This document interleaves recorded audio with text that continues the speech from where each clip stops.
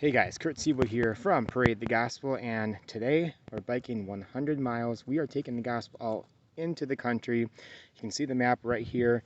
This is where I'm at right now on this chilly 53-degree Sunday morning in Menasha, Wisconsin.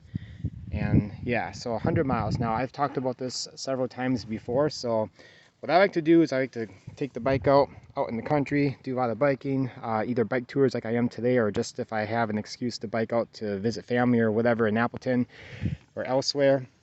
I like to reach people out in the country because the way I think of it is that there's a lot of people out here that, out in the sticks, out in places that no one's ever heard of before, that may not have ever received the gospel, or where it's maybe less likely for them to receive the gospel. Maybe they don't come into town that much, and it's already like 2% of Christians share their faith as it is. So with all these different aspects, all these different things to think about, I want to take the gospel out to them. I have a heart for people that live way out in the country where nobody really thinks about them, nobody knows them, they're out there.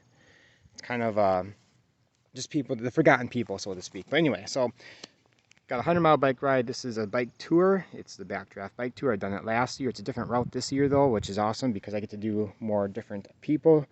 So what I'm taking with me today, I got my backpack here, a bunch of different gospel tracts and things. I'm dressed very casual today. I'm gonna go casual for at least a little while. Maybe I'll slip into my bike jersey. But speaking of which, I just want to mention this real quick. So I don't know if you guys are into like health and wellness and vitamins and minerals and supplements and things like that, but there's a product that I've used for maybe 20 years now, Hammer Nutrition. If you go to hammernutrition.com, you can check out their line of products. I've been literally taking it for 20 years, and just check it out if that's your thing, if you're into that. There is something I want to mention though, that if you do order something and it's your first time ordering, then I would recommend getting the premium insurance caps. That's their kind of daily multivitamin, multi-mineral type supplement. But if you do happen to get something from them, you can use, there's a thing called a referral program. And if you type in my customer ID, which is 43039, I actually wrote it down in my hand right here, 43039, you get a certain discount, and it also helps me because like whatever amount you spend, there's a certain percent of that I would get on my next order. So if you want to keep me healthy, keep me going, keep me being able to do this longer, then you can do that. That's just an option. So anyway, let's get to the gospel tracts. So we have, and thank you Joshua for giving me the majority of these. So we have right here the newer version of the comic book tract, or new different comic book tracts that Living Waters has put out. I got a bunch of these right here. It's got the fully free films thing on the back, so that's really awesome. I have about 20 of these Gospel of Johns from Living Waters that I decided to take with me. So recently they gave out 1 million of those, if you guys remember that, and I think it was 200 each who wanted some. So I have 200. I actually have a few more than that because somebody had ordered some for me before for a different outreach. Let's see, I have the 10 Commandment coins right here. Now, you guys know I do something called Nuggets of Truth, basically where you paint a rock and you write information on there, mostly for a gospel sharing website. And what I use these for is that if people do not have a newspaper box, and that's where I put the gospel tracts in, a newspaper box, not mailbox, that would not be legal. But if they don't have that option of a newspaper box, then I will throw one of these by their box. So like for example, this fully free films.com one right here, seen by millions, free films that will rock your world. Get it? Because it's a rock. Positive truth. And I think this one I wrote down, rock your world view. Free films that will rock your world, ... view, and just things like that. Sometimes I would do needgod.com and other things, but because these weigh a lot, I don't take a whole lot with me on these 100-mile bike rides. So what I'm going to do now is use these 10 Commandment coins from Living Waters. So it's got the 10 Commandments, and then also a short gospel presentation and 2 Bible verses on the surrounding of each side, and it's got needgod.com on the bottom right there. So if I toss that by somebody's mailbox, they will see that for sure. So I have 48 of those in there, and then these two just to use them up because I got a bunch of these. So that makes 50 of those things. I might have a couple more in my pocket as well. So there's that, and then I have a bunch of these postcard type gospel tracts from my friend Joshua. Let's open this up. Now this is a custom tract that he had made from Tract Planet. I'm not going to like show off like the entire thing of it. So I have some of those. I have some of these wallet gospel tracts from Living Waters. I'll be using some of those as well. And for this kind of an outreach, I like to use thicker gospel tracts, ones that won't as easily blow away. Another custom tract from Tract Planet. And I have 3 of these newer ones from Living Waters. It's pretty cool. I think these are called lithograms, where you would turn it and you can kind of see a different image, like a 3D type thing. And it's got a presentation on the back. I wrote down 43 films on the back of it. I only have 3 of these. Somebody actually gifted me 50 of these, so thank you very much. You know who you are. So that will be coming in the mail pretty soon. And then I also have some Solving the God puzzle books. I have like hundreds of these at home to give up. I'm only taking a couple with me because these are a lot bigger. That's why I'm not taking as many. I'm trying to take like some of these smaller items with me. So I have a bunch more of these, some allergy medication in case I get allergies. And this is my fullyfreefilms.com thing in case I want to do a photosphere. I've talked about that before. You can check that out. So that's pretty much it for gospel tracts. I don't intend on doing every single box that I see. I mean, there's going to be people around me at certain times, so I'm not going to be delivering stuff at that time. Let's see, what else? And then also, well, I'm not going to, even if I were to get every single box, I would not have enough gospel tracts with me. So it's going to be, some here and some over there and so on. But yeah, I got 100 miles to disperse these gospel tracts. So I got that right there. What else should I talk about? Got my tap dancing shoes. These things right here, they clip into your pedals. Thank you to my friend Steven, who's let me use his full carbon bike.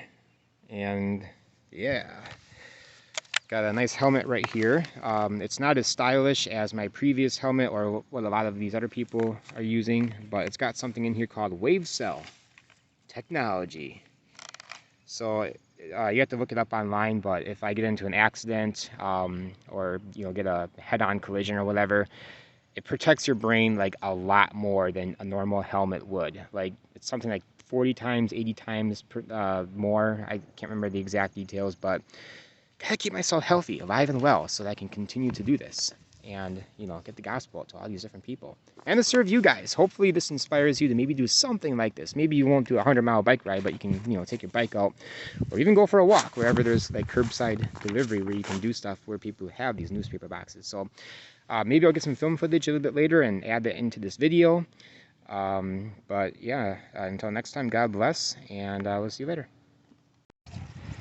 So I'm out here in the middle of nowhere, exactly where people need the gospel. So there's some people up there. I don't know if you can see them. I've only gone 26 miles so far, and what I'll do is I'll check my 6, make sure there's no bogeys on my tail, other people, and you see there's something right there.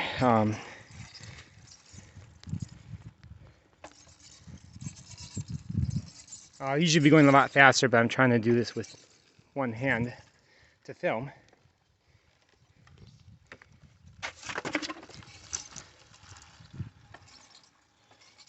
And I totally biffed that one.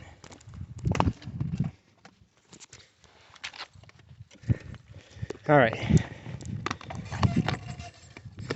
That was a terrible example, but that's basically what it is. So yeah, I got my pockets, my side pockets here. I only have the bike bag with me right now.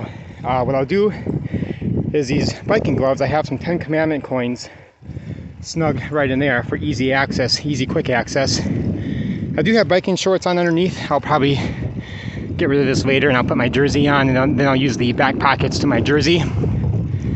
But here's another box. Got some people behind me, but yeah, every once in a while I might skip one. I'm gonna run out of tracks in no time, but I'll try to disperse them equally throughout. All right, guys, there you go. Hey guys, so it is a couple of days later. I did complete the ride. I just want to show you a couple of things and talk about it real quick. So we'll go right here. So here we go. It took me just over 7 hours. Now I was biking a little bit slower than what I usually do. Usually I like to just burn through these as quick as I can. But I wanted to first of all take some time to enjoy it, and second of all, go a little bit slower so I can stop at newspaper boxes and drop off gospel tracts and things like that. So for perspective's sake, this is Wisconsin. You got Green Bay up there. Started in Menasha and ends in Menasha. And that was right up there. So you saw the map earlier, but this is just, again, what it looks like. Every time you see those gray spots, that means there was probably a rest stop, and I had to pause the thing from tracking. So just a couple of quick things to mention. Now, when I do these, one other reason too is I go slower so that other riders can pass me so they don't see what I'm doing, which might just be kind of weird. So I like to do that. Every time I place a gospel tract inside a newspaper box, I always check my six. I look behind me to see if there's any bogeys behind me, as I say, if any riders are on my tail.